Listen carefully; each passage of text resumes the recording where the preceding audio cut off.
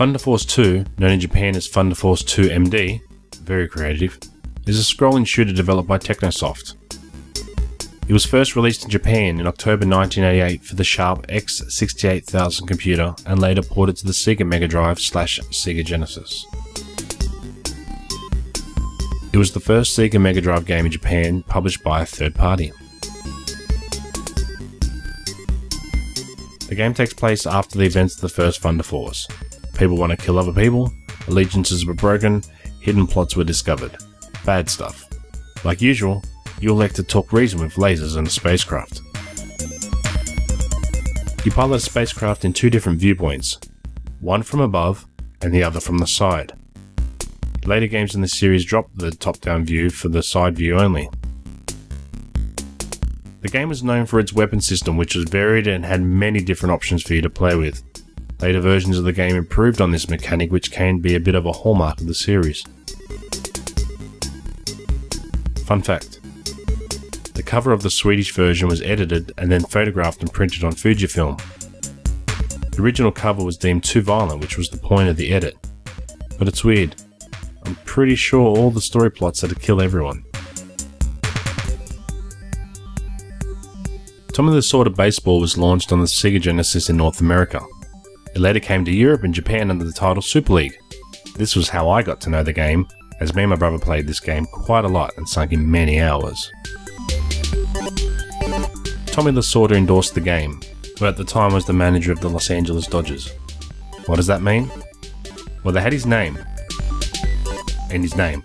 That was it. It was not licensed by any MLB league or the Major League Baseball Players Association, meaning every player name and every team are fictional. You could play an exhibition match, a 30-game season, or not play it at all. It wasn't very good. The AI at times seemed impossibly good. Fun fact: due to an agreement with Sega, the game was never released for any home console other than the Sega Mega Drive and Sega Genesis. Probably for the best. Alex Kidd in the Enchanted Castle is the only Alex Kidd title to be released on the Sega Mega Drive, while other titles were released on the Sega Master System only. It is a simple platformer, what you can do is jump and punch. Pressing up will allow you to enter most doorways, which will take you to a rock, paper, scissors minigame where winning will reward you with various items. In the Japanese version of the game, the loser of the rock, paper, scissors contest has their clothes removed. This was changed in the US and the European version, where the loser was flattened by a heavyweight instead. Other additional changes were some of the names, and the colour of the font in the main menu was altered from red to white. Who would have even noticed? You guide Alex through 11 stages by fighting and avoiding enemies. Or you can do what I did, play it for about 2 minutes and turn it off, because it wasn't very good. Alex is very robust and is known for taking hits. That's why one shot can kill him.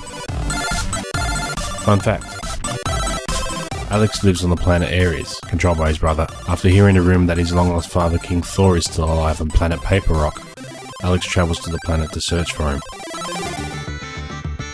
Columns was one of the many puzzle games that appeared during that era that tried to replicate the success of Tetris.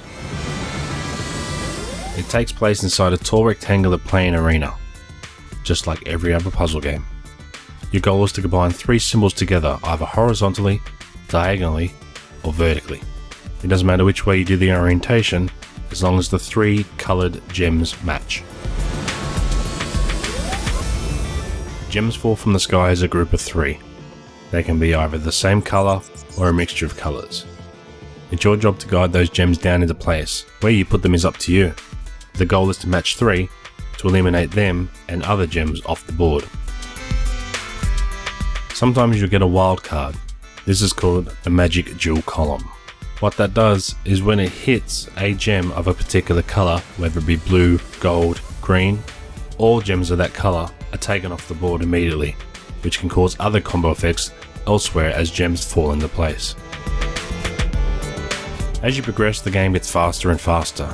At the higher levels you achieve an almost zen-like state. I've had people come in and they've watched the screen and been unable to fathom how I'm controlling it. In all the chaos that's on the screen, there is a simple beauty in matching 3 gems together. Fun fact, In this mode, it's endless. You keep going until you can go no more. There was no real fun fact to this game. It was sold as it was advertised. A simple, solid puzzle game that whet the appetite of many players.